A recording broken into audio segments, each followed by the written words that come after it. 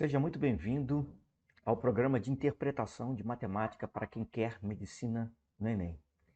E nesse programa, bom, primeiro, eu sou Marlos Menezes e nesse programa a gente discute sobre atalhos e obstáculos que possam te atrapalhar ou te ajudar na interpretação de questões para que você chegue lá no dia da prova, tire mais de 801 pontos na prova de matemática para que você passe em medicina no Enem. E no episódio de hoje a gente vai tratar sobre um problema da matemática, uma coisa da matemática. A questão é o seguinte: como é que os polígonos podem te ajudar a tirar mais de 801 pontos em matemática para que você passe em medicina no Enem?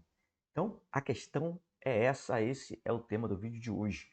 Polígonos, mas o que vem a ser um polígono? O que é um polígono? Bom, o polígono é nada mais do que, primeiro, eles são figuras planas. O que são figuras planas? Um polígono você pode representar ele num plano, ou seja, o que são planos? Uma representação real de um plano, ou aproximada, seria uma parede, por exemplo, ou uma folha de papel. Um polígono, você consegue representar ele ali.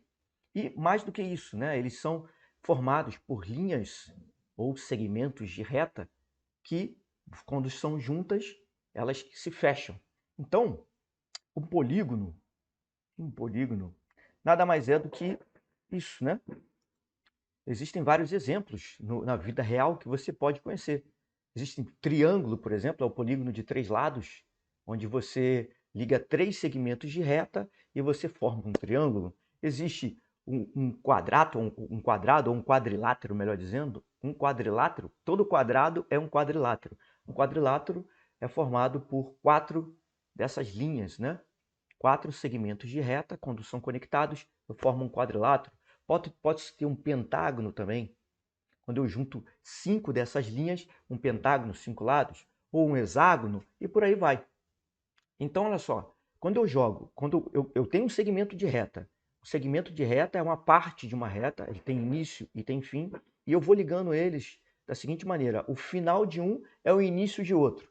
E eu faço essa linha e fecho essa linha. Se essa linha poligonal, como assim é dita, ela for fechada, então eu estou diante de um polígono. Agora, é muito importante saber que essas linhas poligonais, né, elas não podem se cruzar, tá? Se elas se cruzarem, então já não vai ser mais um polígono, certo?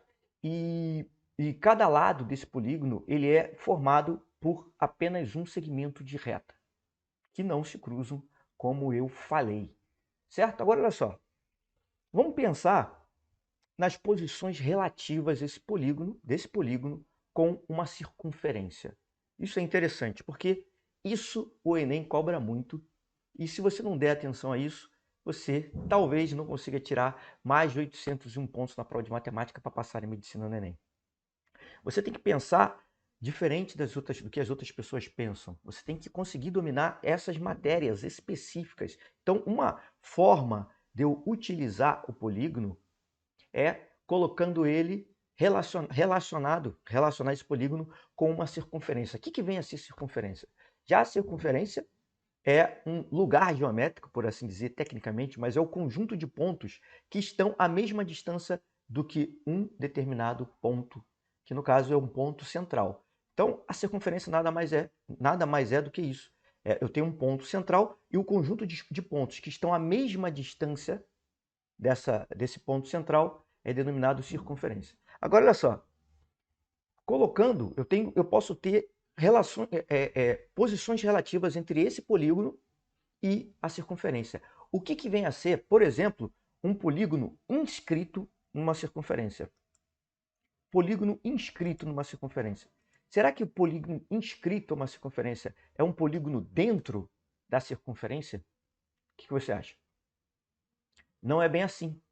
Tá? Eu posso ter um polígono interno numa circunferência. Eu tenho uma circunferência e tenho dentro dela um polígono, mas isso não é o suficiente para eu dizer que ele está inscrito. O que é inscrito? É inscrever, escrever dentro, do lado de dentro, né?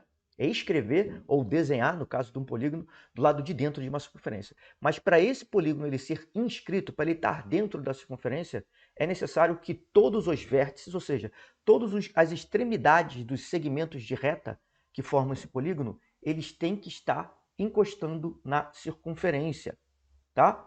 Então, olha só, um polígono inscrito, ele está dentro da circunferência sim, mas todos os vértices, todos os pontos desses segmentos de reta, tem que estar dentro da circunferência. Senão, ele não vai ser inscrito nessa circunferência, tá? E aí, olha só, saber disso é importante?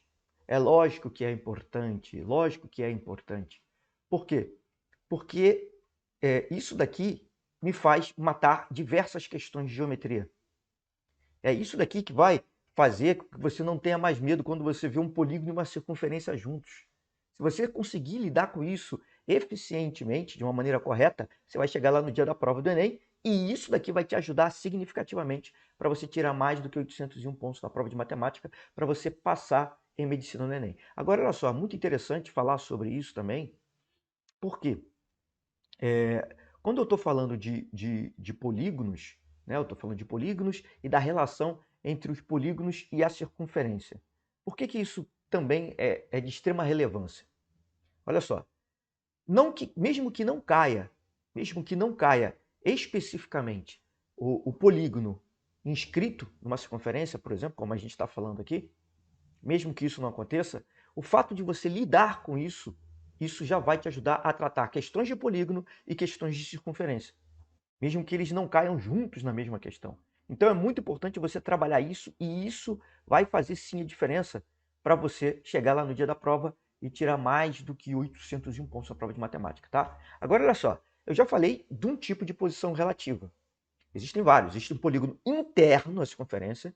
O polígono interno à circunferência é o polígono que está dentro da circunferência, tá? Esse polígono interno na circunferência, ele não pode ser confundido com um polígono inscrito à circunferência.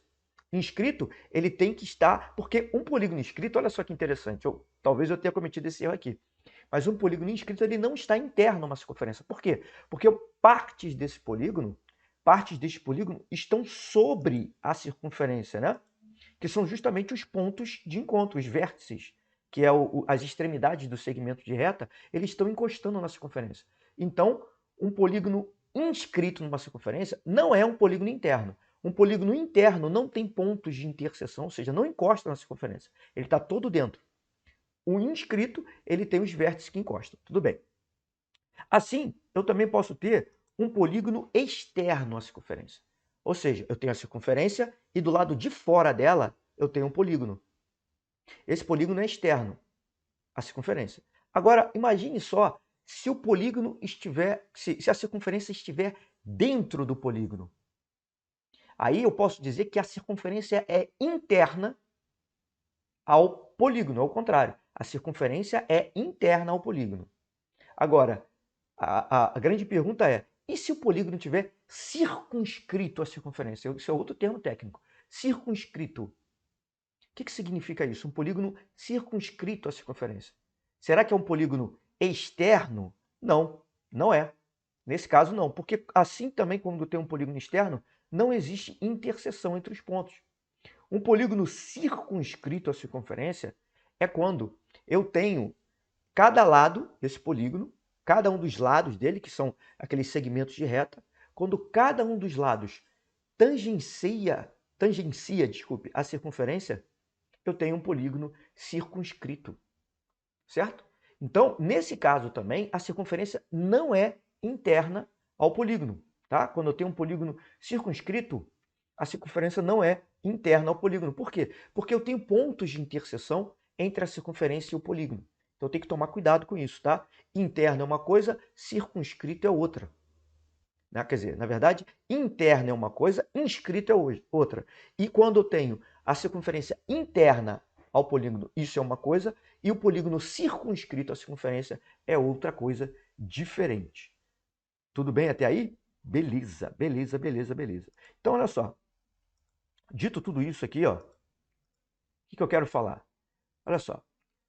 Muita gente confunde o que é inscrito com o que é circunscrito, tá? Existe uma confusão muito grande entre os alunos, né? Eu mesmo já confundi isso durante muito tempo. E isso pode sim ser um fator decisivo para você acertar ou não uma questão. E aquela questão pode ser sim decisiva para você tirar mais de 801 pontos em matemática e passar em medicina no Enem ou não, tá? Agora, olha só a questão. Por isso que eu sempre digo que o centro do seu estudo tem que ser a interpretação de questões. O que eu quero dizer com isso? O que é colocar a interpretação de questões como centro da sua preparação? É o seguinte, ó, você tem que entender que uma das coisas que você precisa saber que vai te dar uma eficiência na interpretação de questões é justamente as palavras-chave, palavras do texto. Quando você está aprendendo uma nova língua, quando você está aprendendo inglês, é muito importante o quê? O vocabulário. Você tem que treinar o seu vocabulário, você tem que melhorar o seu vocabulário. Se isso não acontecer, você não vai melhorar naquela língua. Então, quando você está lidando com a interpretação de questões, você tem que anotar as palavras que você não entende. Então, olha só, eu já dei várias palavras aqui, várias palavras ou termos que você tem que entender o que significa para matemática. Eu disse assim, ó, polígono externo a uma circunferência, polígono interno a uma circunferência, polígono inscrito a uma circunferência, polígono circunscrito a uma circunferência. Então, tudo isso você tem que entender como funciona. E hoje ainda você vai ver na prática como eu faço isso, tá? Eu vou fazer algumas questões aqui e para você que está me vendo pelo Instagram, eu peço que você veja depois esse vídeo, procure esse vídeo lá no YouTube, porque lá é que eu vou fazer as questões, porque lá tem uma parte gráfica, né? Dá para eu mostrar melhor. No Instagram é um pouco limitado em relação a isso. Mas de qualquer forma, eu quero que você entenda que é importante você saber esses conceitos, saber essas notações. É isso que vai fazer a diferença na hora da prova. Uma preposição em uma questão faz toda a diferença para você entender ou não o que a questão está te pedindo. Uma palavra pode fazer toda a diferença para você entender ou não o que a questão está te pedindo. Então, eu quero que você tenha muita atenção a cada um desses detalhes e não menospreze esses conceitos básicos aqui, por menores que sejam, principalmente se eles estiverem lá numa questão, né? Como é o caso aqui, isso que eu estou te falando aqui são frutos de questões do Enem. Isso já caíram em questões do Enem. Então é importante que você saiba disso e para você conseguir entender e resolver essas questões, tá? Agora, olha só. Eu falei aqui de polígonos, dei alguns exemplos, mas quais tipos de polígonos existem, né? Ó, eu posso ter uma classificação de polígonos no que diz respeito ao seu número de lados. Por exemplo, né? Números de lados. Então, o que eu quero dizer com isso? Como assim classificação em relação ao número de lados do polígono? É assim, ó. Quando eu falo triângulo, eu já sei que eu estou falando de um polígono de 3 lados, tá? Quando eu falo quadrado, eu estou falando de um polígono de 4 lados, ou é um quadrilátero. Agora, olha só, triângulo, quadrado. O que é um quadrado, por assim dizer? Vamos pensar num quadrado. Um quadrado, ele, ele é um polígono de 4 lados, só que por que eu não chamo de quadrilátero? Qual a diferença entre um quadrado e um quadrilátero? Na verdade, todo quadrado é um quadrilátero. Por quê? Porque quadrilátero é um polígono de 4 lados. Agora, o polígono regular de 4 lados é o quadrado. Por que regular? O que é um polígono regular? Isso é uma outra classificação. Um polígono regular é o polígono onde eu tenho todos os lados dele de mesma medida e todos os ângulos também de mesma medida. Isso é um polígono regular, tá? Basta eu dizer que o polígono regular tem que ter todos os lados de mesma medida? Isso já seria suficiente para eu dizer que o polígono é regular? Não, não é suficiente. Por exemplo, se eu pego um quadrilátero que tem o nome de losango. O que é um losango? Losango é um quadrilátero no qual os lados opostos são paralelos e, além disso, ele tem os 4 lados iguais, de mesma medida. Os 4 lados são congruentes ou de mesma medida. Congruentes é outra palavra importante aí para você saber. Tem os 4 lados congruentes que têm a mesma medida. Então, olha só o que acontece. Isso não é suficiente para eu dizer que o losango é um polígono regular. Por quê? Porque um losango ele tem os 4 lados iguais, ou congruentes, ou de mesma medida, mas o losango ele não tem todos os ângulos iguais, de mesma medida.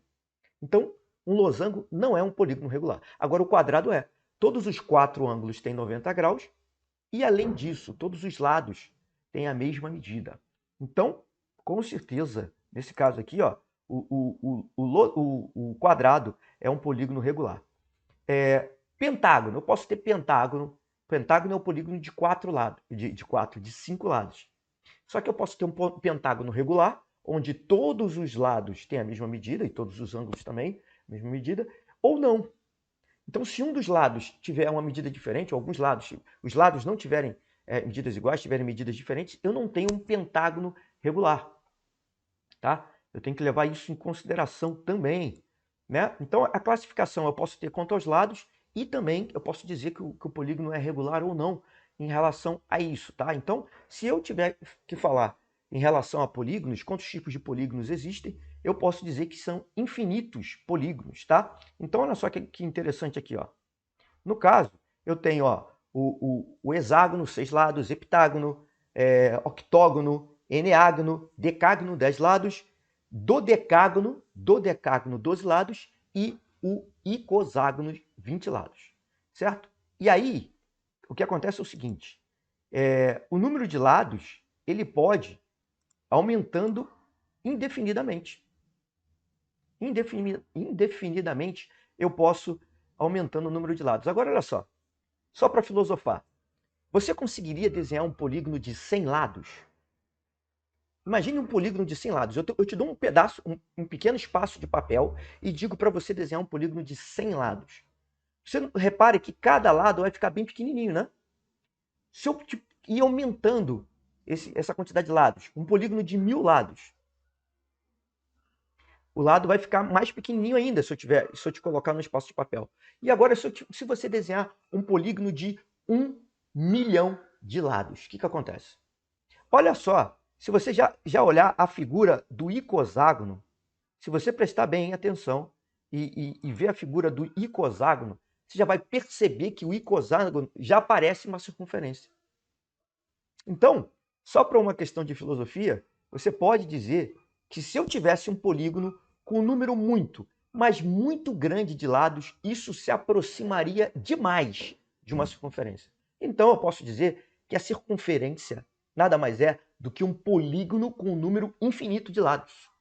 Olha que interessante. Um polígono com um número infinito de lados é uma circunferência. Aí você vai falar assim, ah não, mas é impossível você ter um polígono com um número infinito de lados. Eu vou te responder, é verdade. Mas também é impossível você ter na vida real uma circunferência. Será que você é capaz de construir? Olha a definição de circunferência, presta atenção. A circunferência ela é formada por infinitos pontos.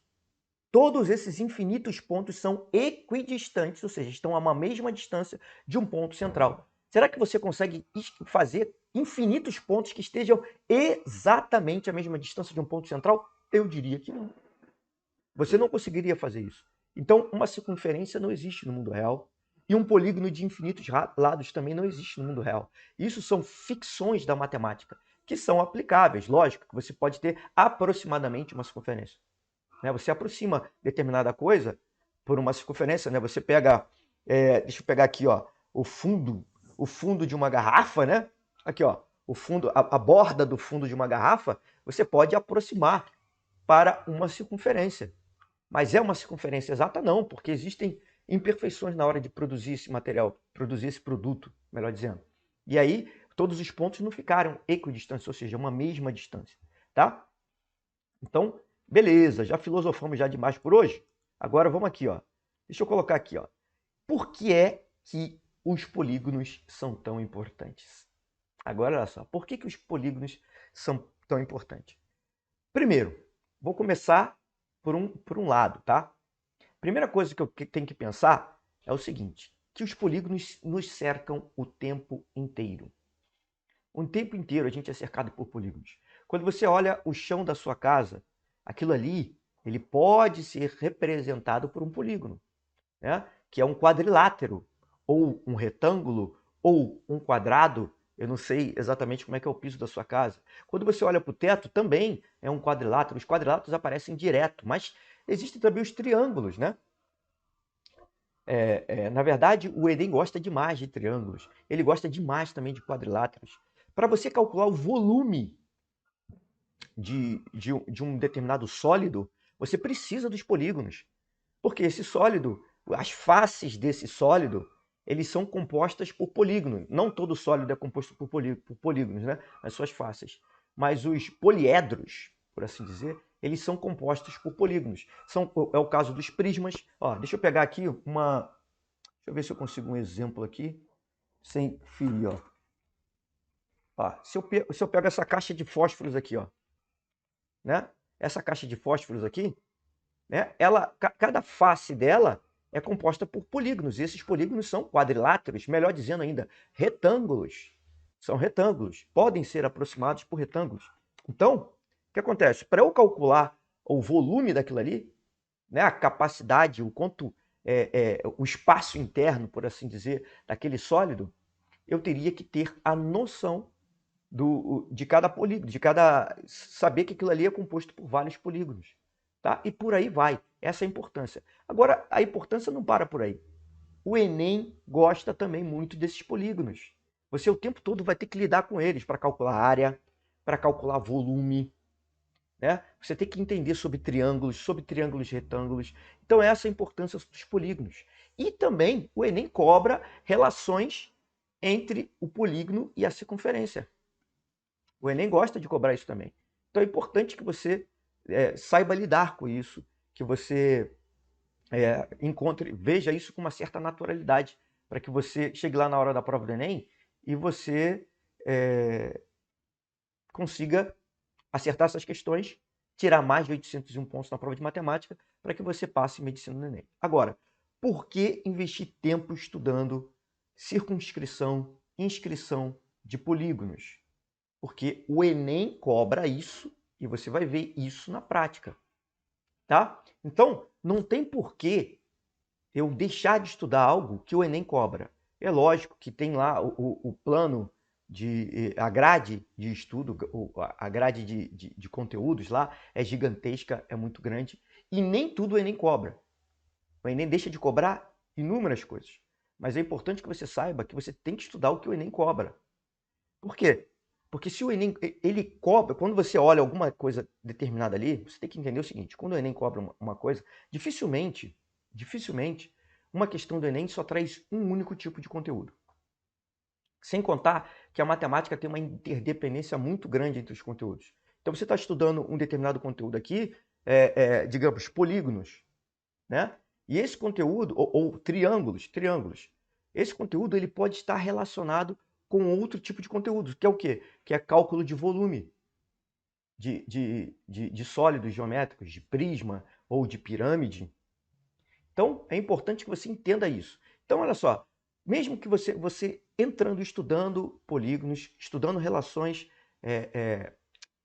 essas relações que existem entre um polígono e uma circunferência, circunscrição, inscrição de polígonos, isso tudo vai te ajudar para você entender a matemática como um todo, entender a geometria como um todo. Você já vai estar treinando isso. Isso vai te ajudar significativamente para que você chegue lá no dia da prova do Enem lá e tire mais de 801 pontos em matemática.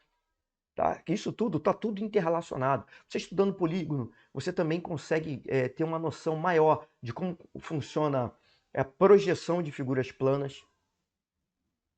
Então é importante que você estude tudo isso. Isso não vai fazer com que você perca tempo ao estudar essas matérias. Não, você na verdade vai estar ganhando tempo. Porque você ali, mesmo sem perceber, você vai estar tocando em várias áreas sensíveis da matemática.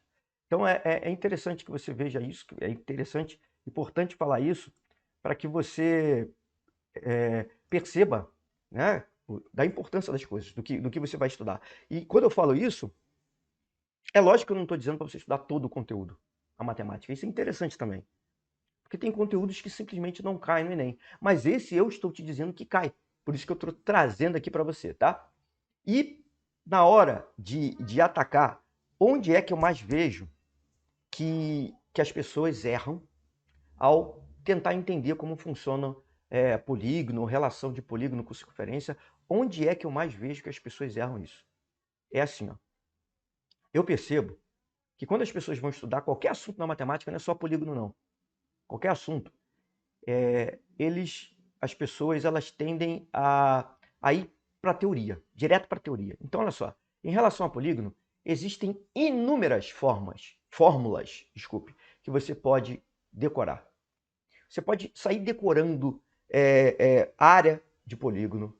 Você pode decorar como se calcula perímetro de diversas formas de um triângulo. Você pode sair decorando um monte de coisa. Você pode querer decorar a altura de um triângulo equilátero. O que é um triângulo equilátero? Onde todos os três lados e os três ângulos são iguais. Isso é um triângulo equilátero. Triângulo equilátero é como eu chamo o polígono regular de três lados. Né? É o triângulo equilátero. Polígono regular de três lados é o triângulo equilátero.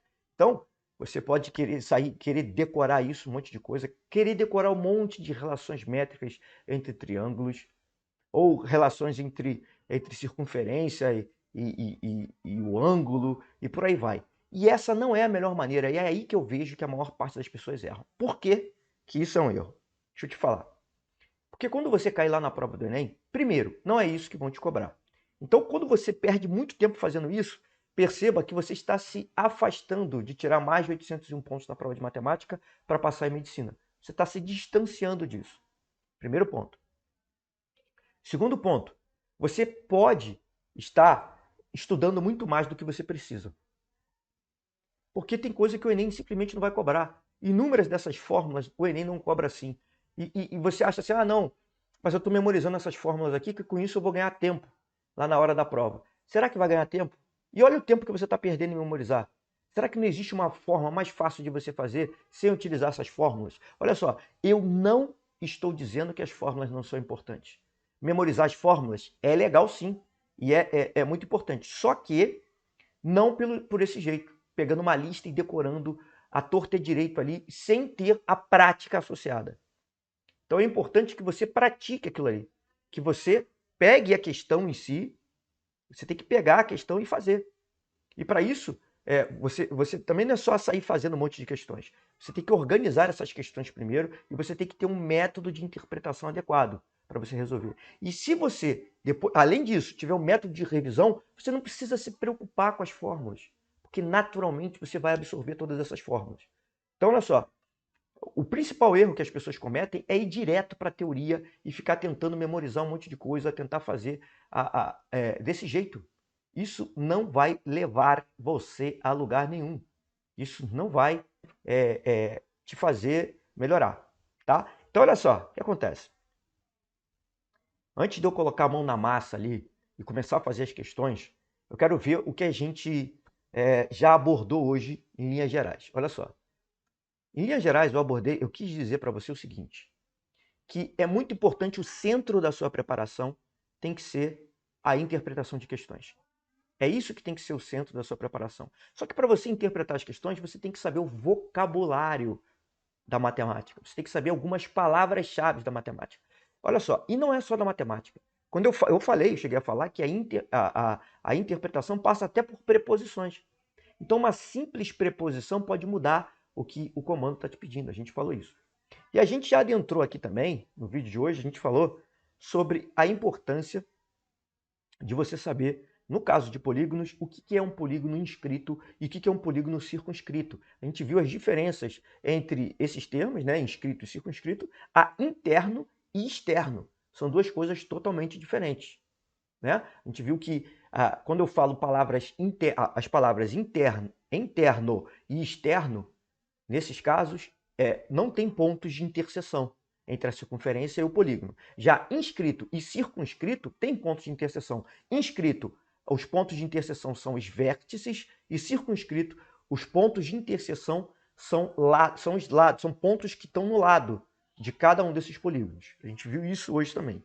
E a gente viu que é um grande erro você começar pela teoria, sair estudando teoria, decorando um monte de fórmulas, decorando um monte de procedimentos. Isso vai te atrapalhar, na verdade, na sua preparação, para que você tire mais de 801 pontos na prova de matemática para passar em medicina no Enem. Por que isso vai te atrapalhar? Porque isso vai fazer com que você perca tempo e deixe de se preocupar com coisas mais importantes, como, por exemplo, a interpretação de questões.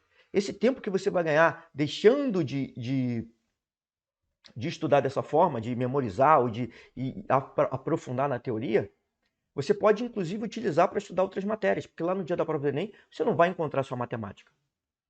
certo? Você vai encontrar várias outras matérias ali que você vai ter que dar conta, você vai ter que estudar.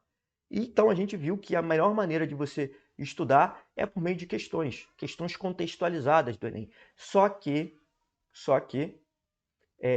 essas questões contextualizadas não é para você sair fazendo também à torta e à direita.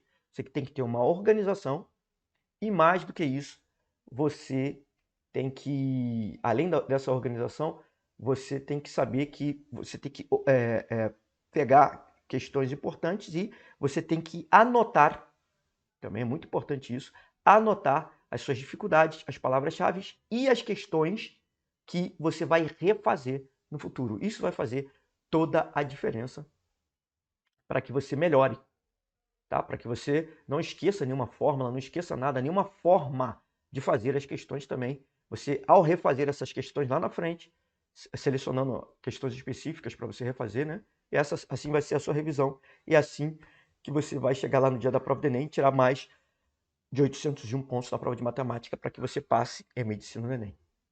Beleza? Agora, então, vamos botar a mão na massa e vamos direto para as questões. Então aqui, começando pelo comando dessa questão, o que eu tenho aqui? Ó? O comando geralmente está na última frase ou no último parágrafo. Então, se a área do círculo inscrito no hexágono é 3π metros quadrados. Então ele me deu a unidade de medida, muito importante eu atentar para isso. E uma outra coisa que ele falou é o seguinte, ó. Ele falou que o círculo está inscrito. É a mesma ideia, né? O círculo está inscrito, ou seja, o círculo está tangenciando todos os lados desse polígono, mas por dentro. No caso, o polígono é um hexágono, um polígono de 6 lados. Então, a área do hexágono em metro quadrado é... Então, olha só as unidades. Ó. Ele me deu a área do círculo em metro quadrado e ele quer também a área do hexágono em metro quadrado. Como é que eu resolvo essa questão? Aí, ó, primeiro, o comando da questão eu olhei, dou uma olhadinha nas alternativas, né? Tem aqui, e agora eu vejo, faço associação, associo esse comando à figura. E quando eu olho a figura, eu vejo aqui o hexágono, vejo a circunferência, que está inscrita realmente, né? Está tangenciando todos os lados do quadrado. E aqui ele me deu tem um triângulo. Como é que eu vou calcular a área desse hexágono? Olha só. Deixa eu fazer uma pequena construção aqui para te mostrar uma coisa aqui, ó. Se eu traçar uma linha aqui, ó, que passa pelo centro dessa circunferência e vai até um outro vértice, eu construo um triângulo, esse triângulo AOB aqui, ó. Esse triângulo AOB, ele é uma parte desse hexágono. Se você reparar bem, eu tenho 6 triângulos iguais a esses aqui. Por quê? Porque são 6 lados. E esses 6 triângulos são todos iguais. Se eu pegar, então, encontrar a área desse triângulo, multiplicar por 6, eu encontro a área do hexágono. Esse é o primeiro ponto que eu queria falar. Uma outra coisa é o seguinte, ó. Eu tenho aqui o raio dessa circunferência, que é esse Rzinho aqui. E, além disso, eu tenho que ver que triângulo é esse daqui, ó. Esse triângulo, uma coisa que eu posso saber é que esse triângulo é na verdade, um triângulo equilátero. Como é que eu sei disso? Olha aqui, ó. Quantos triângulos desse eu tenho aqui? Eu tenho exatamente 6 triângulos, né? E aqui, ó, se eu for desenhando todos esses triângulos, deixa eu desenhar aqui, ó. Deixa eu desenhar todos esses triângulos aqui. Deixa eu botar aqui uma reta para ir desenhando todos eles, ó. Traço esse triângulo aqui, essa próxima linha aqui, que vai me dar outro triângulo. Depois, essa outra linha aqui me dá outro triângulo. Essa outra linha aqui me dá outro triângulo. Essa outra linha aqui, mais um triângulo. Certo? Eu olhando para todos esses triângulos, todos eles são iguais, e eu divido a circunferência igualmente, né? Cada uma desses arcos aqui é dividido igualmente. Uma volta completa na circunferência tem quantos? Quantos graus? uma volta completa tem 360 graus. Se eu estou dividindo em 6, 360 dividido por 6, como é que é? 36 dividido por 6 dá 6. 360 dividido por 6 dá 60. Então, cada um aqui tem 60 graus. Isso aqui, ó, 60 graus. Se aqui tem 60 graus, ó, se esse daqui tem 60 graus, isso aqui divide no meio esse triângulo, tá vendo? Então, isso daqui tem 30 graus. 30 graus. Certo? Então, olha só. Como é que eu vou descobrir o R? Primeiramente, eu tenho que descobrir o R, para depois, com R, eu descobrir a área desse triângulo, tá? Então, vamos lá. Como é que eu descubro o R? O R é assim, ó. Ele me disse que a área do círculo é 3π. A área do círculo é 3π. Só que a área do círculo, como é que eu calculo a área do círculo? A área do círculo é igual a π vezes o raio desse círculo ao quadrado. Esse Rzinho aqui mesmo é o raio do círculo, né? Daqui, já de cara, eu posso cortar esse π com esse π. Se eu dividir todo mundo por π, ó, o π daqui vai embora e o π daqui vai embora, vai dar 1. Então, meu R ao quadrado vai ser igual a 3. Ó, R ao quadrado é igual a 3. Então, se eu quiser descobrir o valor do R, seria mais ou menos raiz de 3. Mas como o R é uma medida, então, se o R é uma medida, eu só vou pegar a parte positiva, não pode ser negativo uma medida. Então, R vai ser igual a raiz de 3, o quê? Metros. Isso é o meu R. Agora, eu tenho esse R, né? Esse R é a altura desse triângulo. Eu preciso descobrir essa base aqui, ó. Como é que eu vou descobrir essa base aqui? Aqui, na verdade, isso aqui é metade da base, né? Isso aqui vai ser L sobre 2. Eu posso fazer isso por tangente de 30, né? Cateto oposto sobre cateto adjacente, ó. Cateto oposto sobre cateto adjacente vai me dar exatamente a tangente de 30. Então, vamos lá, ó. Tangente de 30 graus vai ser igual a cateto oposto. Quem é o cateto oposto? L sobre 2. L sobre 2 sobre cateto adjacente é o próprio R, que no caso é raiz de 3. Raiz de 3. Quanto é a tangente de 30? A tangente de 30 é raiz de 3 sobre 3. Como é que eu sei disso? A tangente de 30, ela sai da divisão entre o seno de 30 e o cosseno de 30. Naquela tabelinha lá, eu tenho que... Aquela tabela dos ângulos notáveis, né? Posso botar... descobrir, eu já tenho que saber, né? Que o seno de 30 é meio e o cosseno de 30 é raiz de 3 sobre 2. Então, quando eu fizer isso e racionalizar, eu vou encontrar isso daqui. E aqui, ó, eu posso multiplicar cruzado, né? Para descobrir o L. Eu quero o L, né? Ou o L sobre 2 ou o L. Eu quero descobrir o L, já de cara. Né? Porque eu coloquei L sobre 2, porque L sobre 2 é essa parte daqui, ó. L sobre 2. Só daqui até aqui. Então, multiplicando cruzado, eu vou ter que 3L sobre 2, esse 3 passa para lá multiplicando, fica 3L sobre 2, igual a raiz de 3 vezes raiz de 3, que dá 3. E aí eu posso simplificar. Simplifico aqui então os dois lados. E aí eu tenho que L vai ser igual a 2. L igual a 2 metros. 2 metros. Com isso, agora para eu achar a área do hexágono, que é o que ele me pediu na questão, né? Tentar desenhar um hexágono aqui bonitinho. Essa área do hexágono vai ser igual a 6 vezes, porque são 6 triângulos iguais a esse daqui. 6 vezes área da base não, base do triângulo, que no caso é 2. Vou botar o 6 aqui, ó, abrir um parênteses, vai ser base vezes altura. A altura é o próprio raio, e o raio já encontrei, que é raiz de 3. Base vezes altura, raiz de 3, sobre 2. É isso daqui. Então, a área que eu quero, ela vai ser igual ao seguinte, ó. Eu posso simplificar esse 2 com esse 2, e aí a área vai ser 6 vezes raiz de 3. 6 raiz de 3 metros quadrados. E isso está exatamente na letra B de bola. Tranquilo? É isso aí. Agora vamos fazer essa questãozinha aqui. E também, logicamente, vamos começar pelo comando da questão. Vamos lá. O número mínimo, eita, sou tudo torto aqui. Aí. Número mínimo de sacos de terra vegetal necessários para cobrir a parte descrita do jardim é...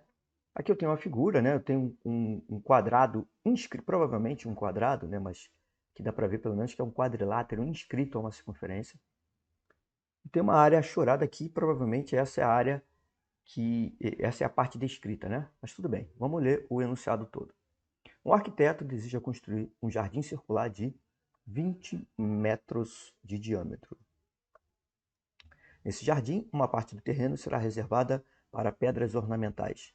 Essa parte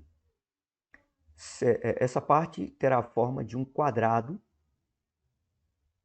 terá a forma de um quadrado inscrito na circunferência. É o caso aqui, né? Esse quadrado está inscrito na circunferência, olha lá. Está tangenciando cada um dos lados. Cada vértice está tangenciando a circunferência, né? Como mostrado na figura. Na parte compreendida entre o contorno da circunferência e a parte externa ao quadrado, será colocada terra vegetal. Então, no contorno da circunferência, entre o contorno da circunferência e a parte externa, ao quadrado. Então, é exatamente essa parte achurada aqui. Nessa parte do jardim serão usados 15 quilos de terra para cada metro quadrado. A terra vegetal é comercializada em sacos com exatos 15 quilos cada. Use 3 como valor aproximado de π. Isso aqui é uma informação importante também. Então, olha só, como é que eu vou descobrir quanto de terra vai estar aqui?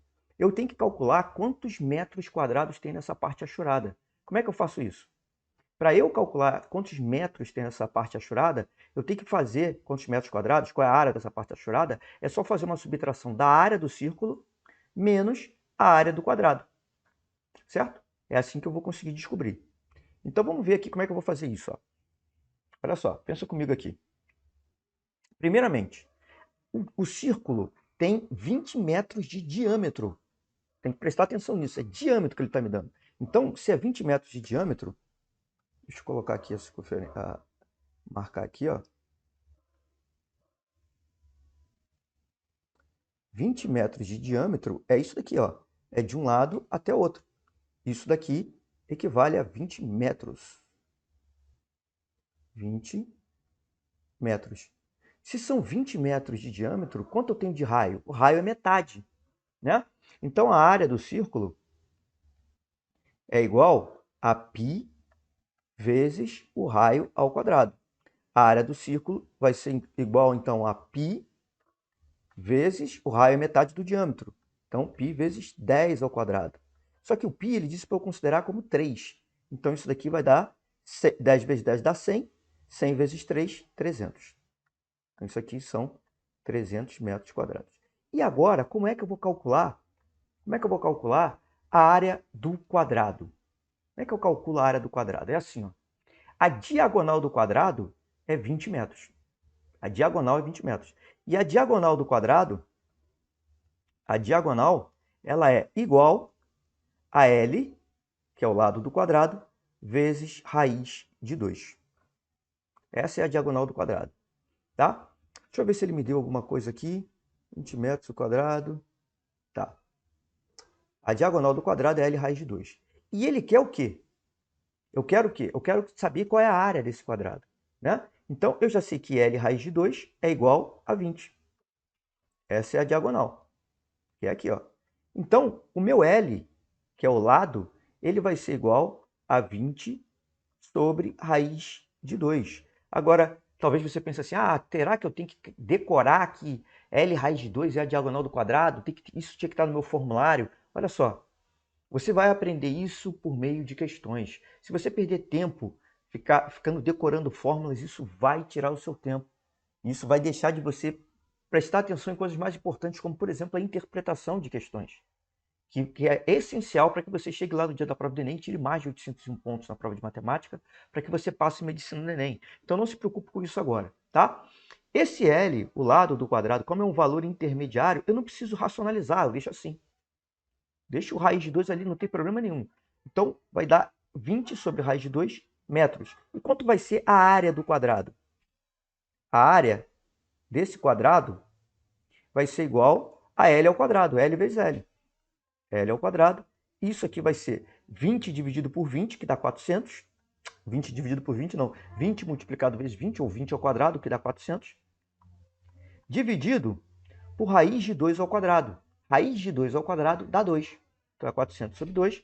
Isso aqui vai ser igual a 200 metros quadrados. Então, qual seria o valor da minha área achurada? Área achurada. A área achurada vai ser igual a 300 menos 200. 300 menos 200, que vai ser igual a 100 metros quadrados. Esse é o valor da minha área achurada. Certo? Agora, olha só. Quero saber o número mínimo de sacos de terra vegetal que vai ser colocado. Ele está colocando 15 quilos para cada metro quadrado. Ou seja, ele quer saber o número do saco. Cada saco tem 1 quilo.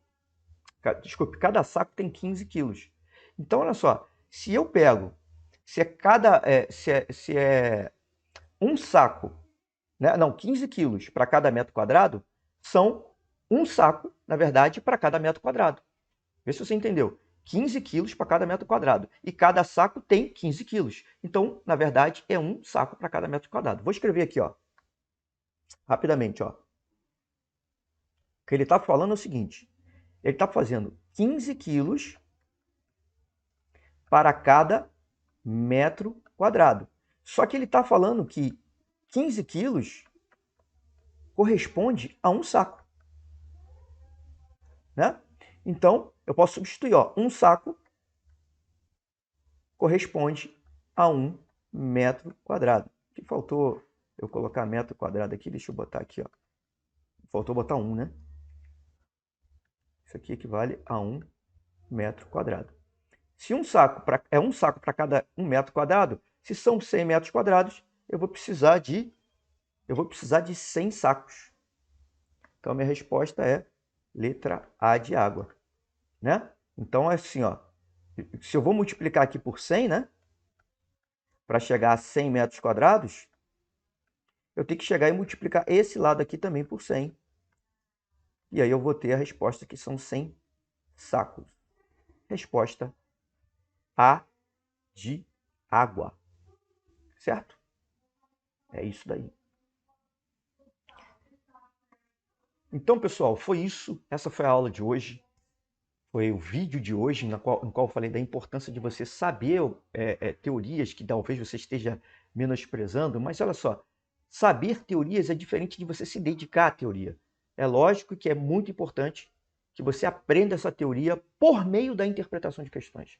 Então, se você conseguir interpretar as questões e for interpretando, isso naturalmente vai fazer com que você entenda essa teoria e que você memorize as fórmulas.